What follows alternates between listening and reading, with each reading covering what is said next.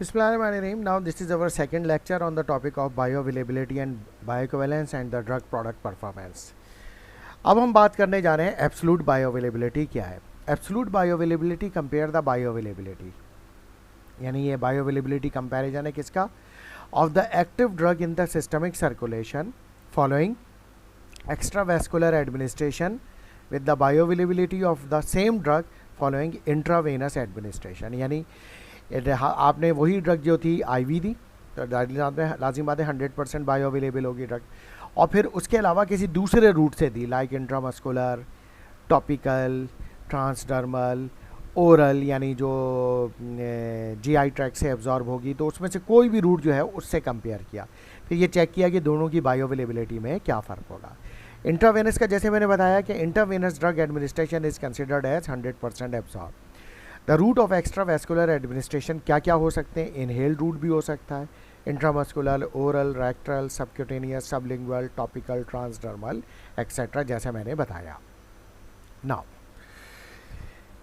Now relationship between plasma drug concentration versus time profile for an intravenous administer formulation versus an orally administer formulation. ये IV administration हुई, ये जो curve आ रहा है ये green colour का आईवी का, और ये जो है ओरल का आ रहा है.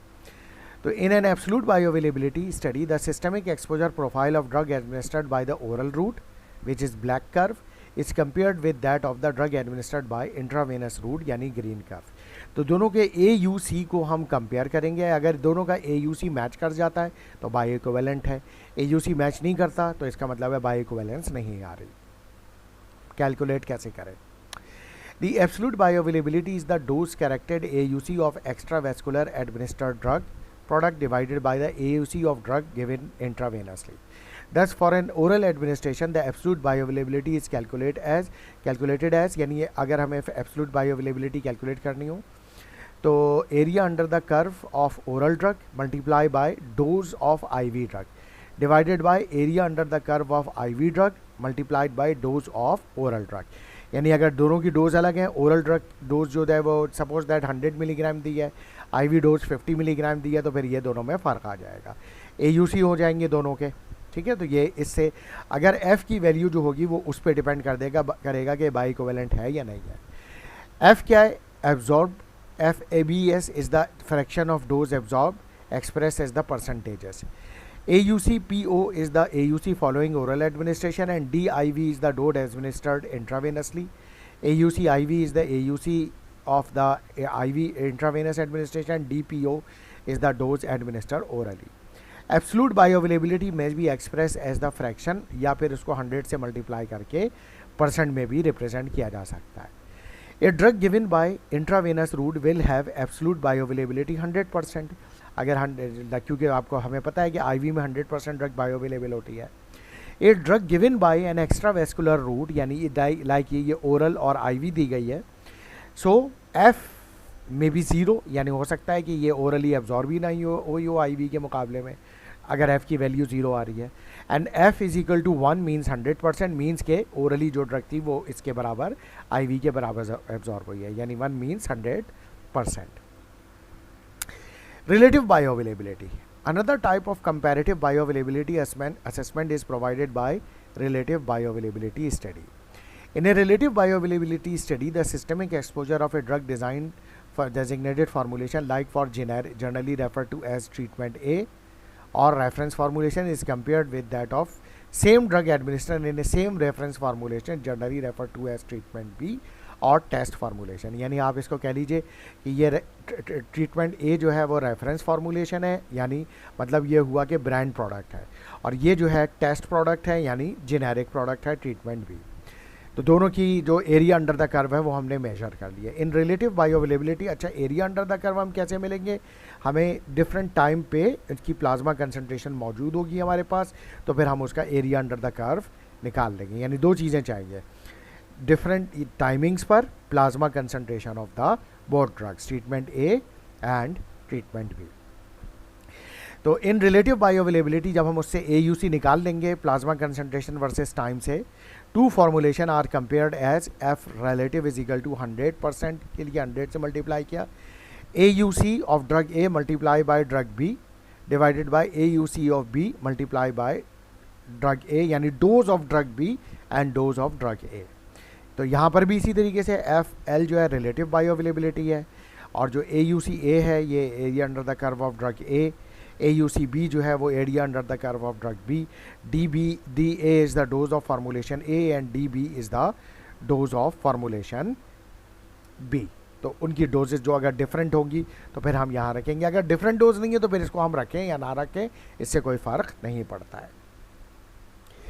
Relative bioavailabilities are frequently included in regulatory submission, क्योंकि यही तो दरअसल हम ये कह रहे हैं ना कि ये इसमें सपोज दैट ये ए जो है वो जेनेरिक प्रोडक्ट है, बी जो है ब्रांड प्रोडक्ट है, या वाइस वर्सा कर लें कि ये जो है वो ब्रांड हो गई, ये जेनेरिक हो गई, तो इसको बायोइक्विवेलेंस स्टडी भी कह सकते हैं। For example FDA recommends that a new drug develop routinely use an oral solution as reference for a new oral formulation for the purpose of assessing how formulation impacts the bioavailability, यानी new drug जो है वो oral solution में और फिर उसकी कोई और फार्मूलेशन हमने बनाई, तो दोनों की एरिया अंडर द कर्व में क्या फ़र्क है, इसको हम चेक करेंगे। Other types of relative bioavailability studies use in drug development include studies to characterize food effect and drug drug interaction, यानी हम फूड के साथ ड्रग को देखेंगे कि ड्रग की बायोअवेलेबिलिटी पे क्या फ़र्क पड़ रहा है, और कोई दूसरी ड्रग के साथ क्या कोई इंटरैक्शन है और उसकी वजह से बायोअवेलेबिलिटी बढ़ रही है या कम हो रही है या सेम रह रही है, यानी कोई इंटरैक्शन है या नहीं है।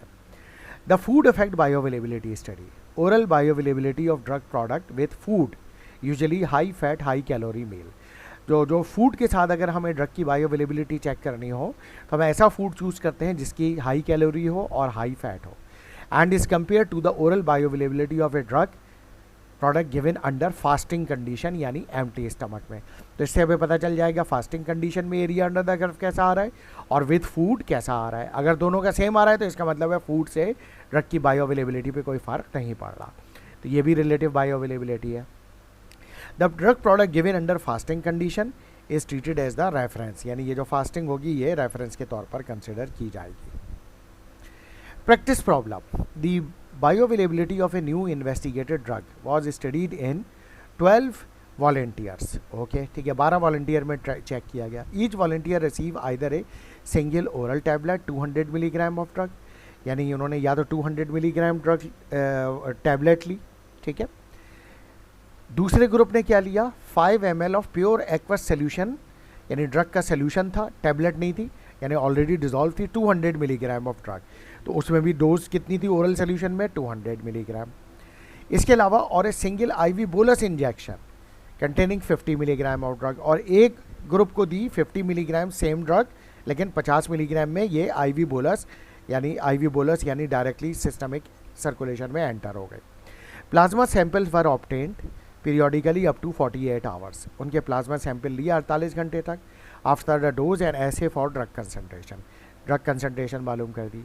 The average AUC up to 48 hour are given in the table value, यानी इनकी एरिया अंडर द कर्व निकाल लिया गया कि इसका ओरल टैबलेट का एरिया अंडर द कर्व आया 89.5 माइक्रोग्राम आवर पर ml, ओरल सोल्यूशन का 86.1 माइक्रोग्राम आवर पर ml, और IV बोलस का आया 37.8 माइक्रोग्राम पर ml।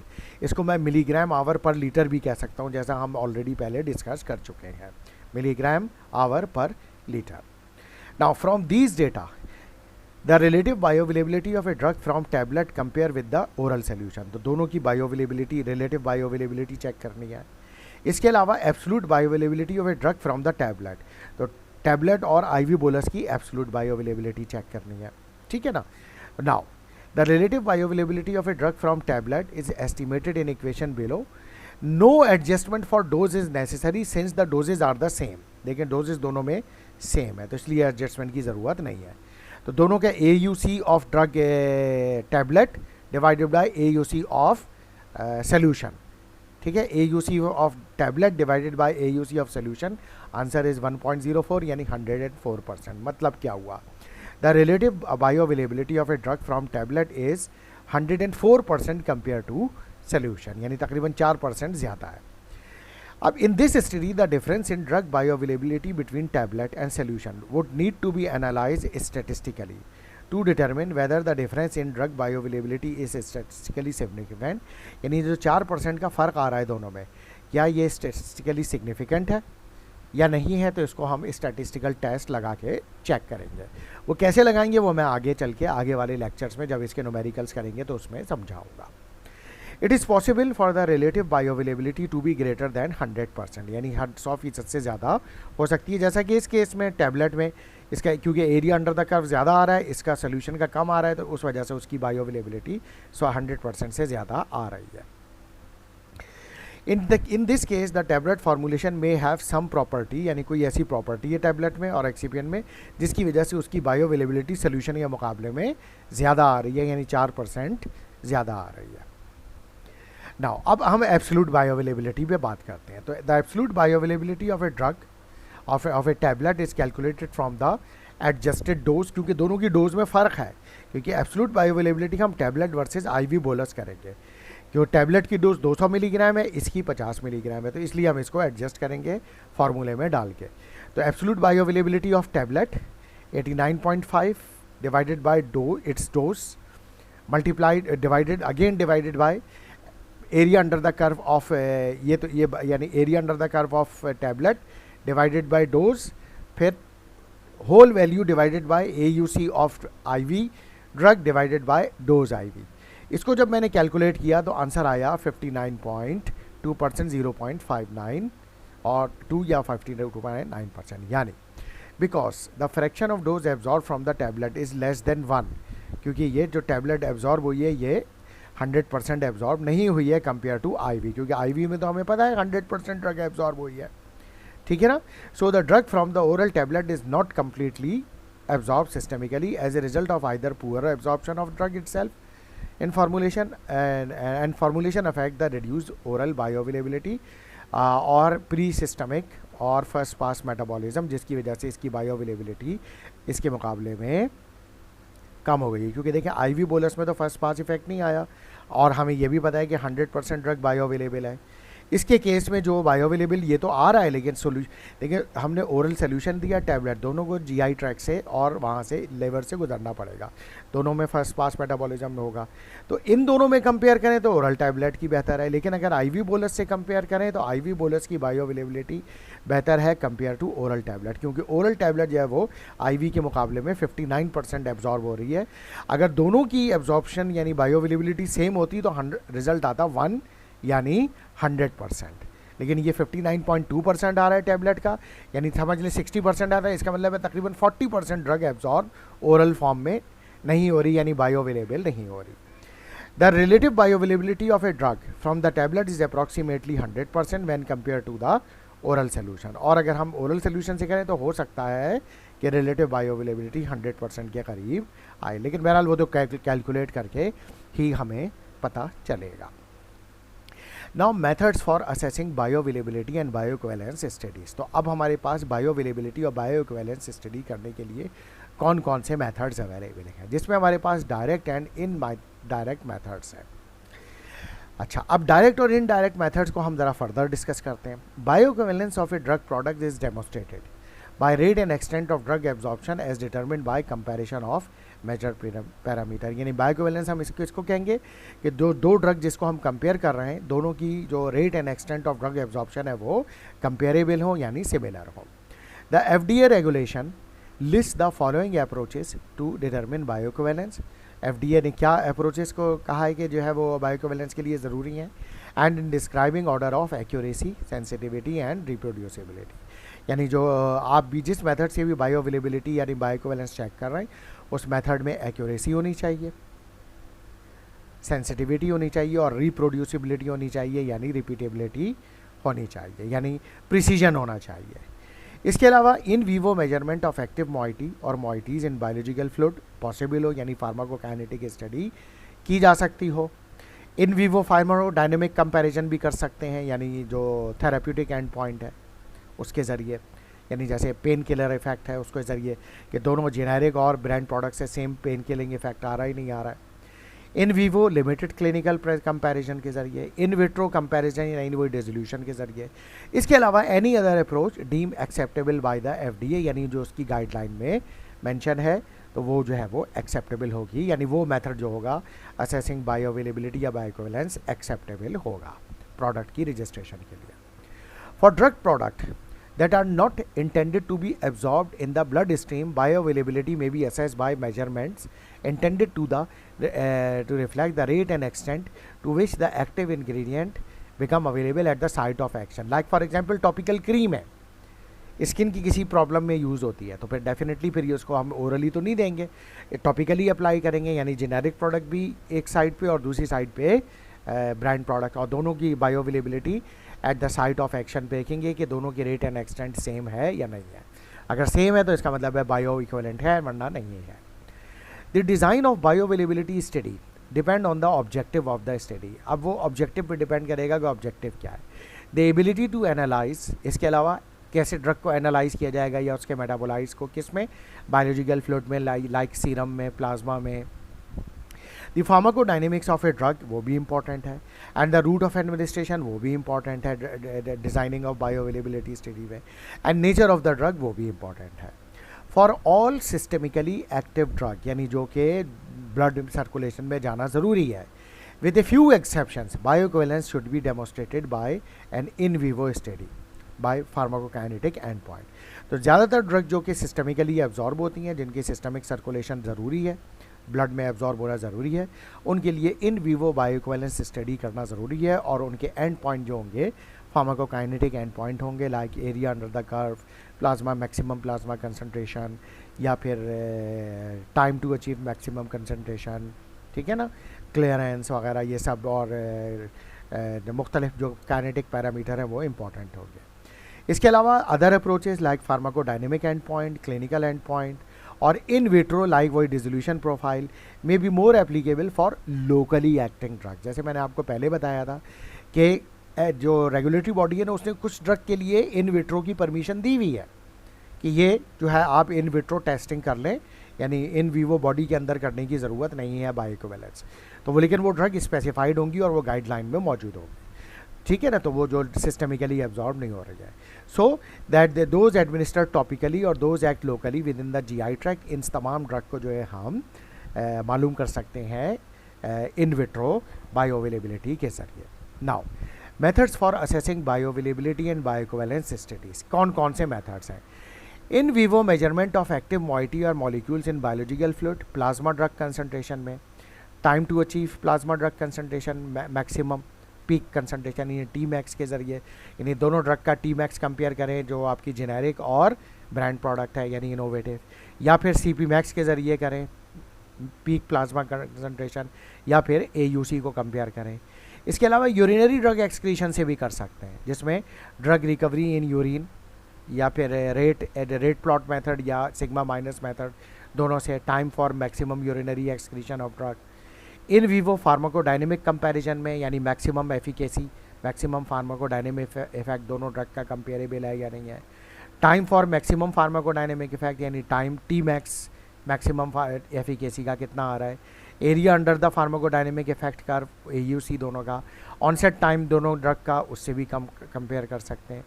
Clinical and point study, यानी limited comparative parallel clinical study design pre determine clinical and point and performance in patient. For example pain killer ले लें कि आपने 2 ग्रुप दिए, एक को जेनेरिक पेन किलर दिए, एक को ब्रांड के पेन किलर दी, और दोनों से पूछ लिया सवाल देने के बाद एक टाइम टू टाइम कि भाई आपको पेन किलिंग इफेक्ट कितना आया, तो यानी इससे जो है वो पेशेंट पर बताएगा कि वो किस ड्रग ने कैसा परफॉर्म किया, यानी क्लिनिकल एंड पॉइंट।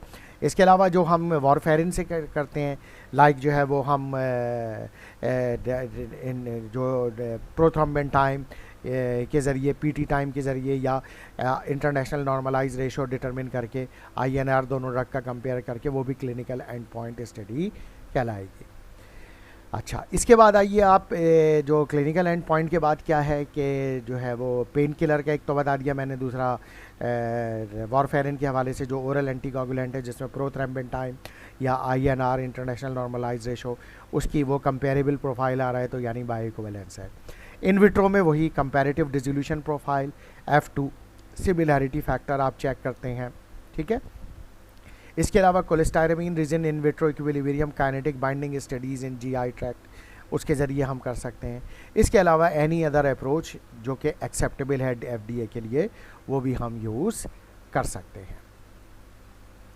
अच्छा, अब इसके बाद है यही जो टेबल हमने देखा है, पढ़ा अभी पिछले स्लाइड्स में डिस्कस किया है, इसी पे थोड़ा सा और डिस्कस कर लेते हैं कि in vivo measurement of active drug moiety और मॉइटीज़ इन बायोलॉजिकल फ्लूइड। तो हमने जैसे बात की थी कि प्लाज्मा ड्रग कंसंट्रेशन में measurement of drug concentration in blood, plasma, serum is the most direct and objective way to determine the systemic drug bioavailability. T max के ज़रिए time to for the peak plasma concentration, ठीक है, तो maximum drug concentration कितनी achieve हो रही है generic drug की और ब्रांड ड्रग की। सी मैक्स के ज़रिए पीक प्लाज्मा ड्रग कंसंट्रेशन दोनों ड्रग की, यानी जेनेरिक और ब्रांड प्रोडक्ट की, दोनों ड्रग का अगर हमारे पास टी और सी मॉड की डिफरेंट टाइम की मौजूद है तो एरिया अंडर द कर्व दोनों का कंपेयर किया जा सकता है कि दोनों का वो कंपेरेबल है या नहीं है, क्योंकि AUC reflects the total amount of active drug that reaches the systemic circulation. Area under the curve हम कब तक का लेंगे, टाइम टी से लेके बल्कि इनफाइनाइट टाइम तक का, जब तक कंप्लीट ड्रग जो है एलिमिनेट नहीं हो जाती, क्लियर नहीं हो जाती, जब तक का लेंगे। अच्छा, इसके बाद है हमारे पास नेक्स्ट AUC इनफाइनाइट टाइम तक कैलकुलेट करने का एक ये फार्मूला है, इसको ये ट्रेपेजॉइडल मेथड है, इसको मैं कराऊंगा कि इसका फार्मूला क्या है।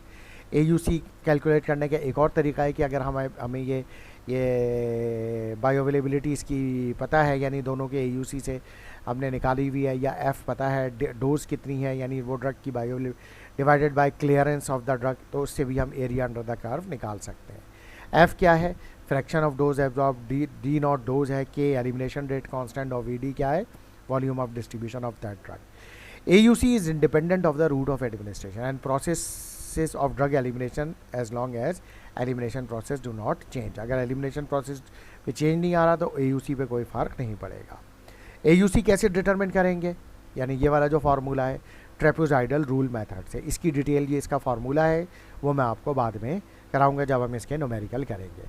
यूनिट क्या होगी AUC की, माइक्रोग्राम आवर पर ml या मिलीग्राम आवर पर लीटर, तो ये यूनिट जो है वो इसकी यूज़ होगी। इसके अलावा मैंने आपको बताया था उस स्लाइड में कि यूरिनरी ड्रग एक्सक्रीशन डेटा से भी हम बायोइक्विवेलेंस मालूम कर सकते हैं दोनों ड्रग की। यूरिनरी ड्रग एक्सक्रीशन जो कि एक इनडायरेक्ट मेथड है फॉर एस्टिमेटिंग बायोअवेलेबिलिटी, लेकिन इसमें ज़रूरी है कि the drug must be excreted in significant quantities as unchange drug in the urine.